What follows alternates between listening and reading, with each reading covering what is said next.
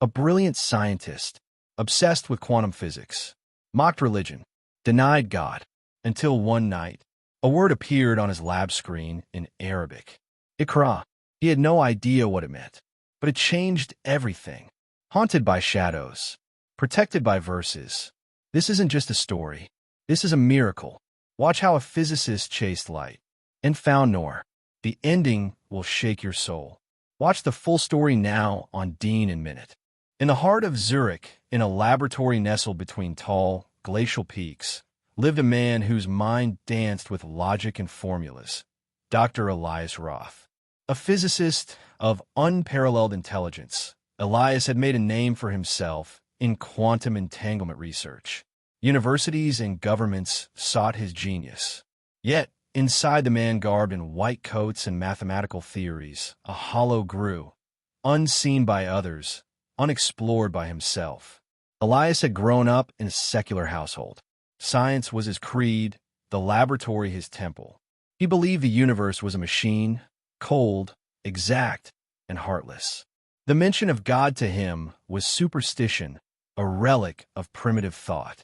But deep within, beneath the weight of equations and Nobel ambitions, he felt something gnawing at him, something that numbers could not silence. It began subtly, a recurring dream. He would find himself standing in an endless desert under a sky swirling with stars. No matter how far he walked, he found himself returning to the same point, a ruined well, cracked and ancient, from which the whisper of water echoed but never emerged. Beside the well stood a figure cloaked in white, face veiled in radiant light, whispering in a tongue Elias could not comprehend. He dismissed it at first, a trick of the subconscious. But the dream came again and again, until it etched itself into his every waking thought. One evening, working alone in the lab, Elias was calculating photon interference patterns. As he zoomed in on the data, the screen flickered briefly. Static surged across the monitor, and for a split second, he saw something that shouldn't have been there. A phrase in Arabic script flashed across the monitor, Iqra. He recoiled. What had that been? A glitch? A virus? No one else had access to the system. Shaking his head, he rebooted the interface. The data reappeared. Normal, but the chill in the air remained, as though the lab itself had become aware of him. Unable to let it go, Elias began researching the word. Iqra, to read. It was, he discovered, the first word revealed to the Prophet Muhammad, peace be upon him. This unsettled him deeply. Why had that word appeared? And why did it feel so directed? That night, the dream changed. The figure beside the well finally spoke. Elias heard the word again, Iqra, this time followed by verses that echoed deep within him. Waking in a sweat, he scribbled them down phonetically. The next day, he ran the sounds through an Arabic translator. Read in the name of your Lord who created man from a clot. Something in Elias broke open. A tear he didn't know he had held for years slipped down his cheek. He had studied embryology. He knew about the stages of human formation in the womb. Yet this verse, revealed centuries before the science, mirrored modern knowledge eerily well. He began to read the Qur'an, quietly, secretly, verse by verse, and each verse, rather than contradicting science, danced with it, spiraling through astrophysics, biology, and the vastness of the cosmos. It wasn't superstition. It was a message encrypted in divine syntax. But with light came shadow. Strange things began to occur. Lights flickering in his apartment. Whispers in languages he didn't know. Footsteps on stairs that led nowhere. One night, as he sat with the Quran open in front of him, a cold wind blew through his sealed windows. The pages turned on their own, settling on Surah al-Jinn. A presence loomed, unseen but suffocating. His rational mind tried to explain it away. But one night he saw it.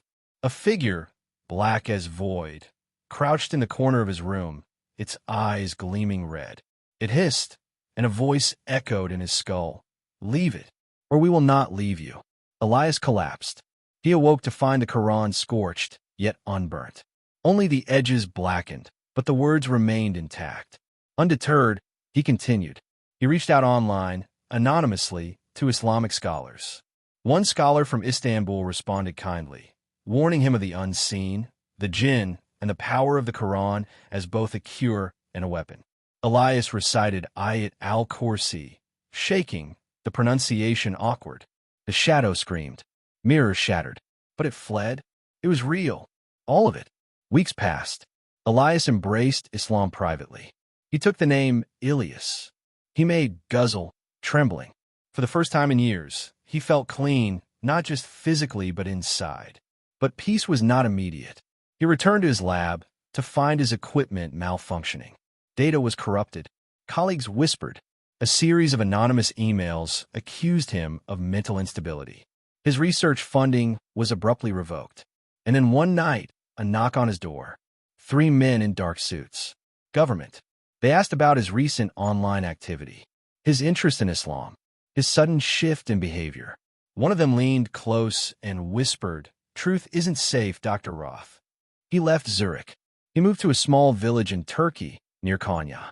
There, in the silence of dawn, he heard the adhan echo over the hills. It wasn't just a call. It was an answer.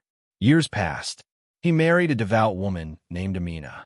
They had 2 children. He began teaching again, quietly, humbly. Physics by day, tafsir by night. One evening, while walking alone through a wooded trail, Elias found a boy crying. Lost. Injured. He carried him home. The boy's mother was in tears. She had been praying desperately. She recognized Elias and said, "You are the answer to my dua." That night, he understood something profound. Miracles are not always cosmic ruptures. Sometimes they are in small acts, in hearts healed, in faith found. But horror still tried to return. One night, his son screamed. Elias rushed in to find a black figure hovering over the boy. Without hesitation, Elias recited Surah al-Baqarah loudly. The figure snarled and vanished into smoke. The boy wept and clung to him. He taught his family the protective duas. He reinforced the sanctity of prayer. And from then, no shadow dared enter his home again. Elias became known locally as the professor with Noor. People came with questions, ailments, doubts. He answered with both reason and revelation. And then, just before he passed in his old age, he saw the desert again. But this time, the well was full, crystal clear, and the figure in white removed the veil. It was himself, but peaceful, smiling. Iqra, the vision said again, and as Elias drank from the well, he awoke not in his bed, but in the gardens of Jannah. His journey had begun with equations and ended with the eternal truth. There is no God but Allah, and Muhammad is his messenger. And so the story of Dr. Elias Roth, the man of science who chased light and found Noor, remains hidden in the folds of time, but forever written in the book that never lies. La ilaha illallah.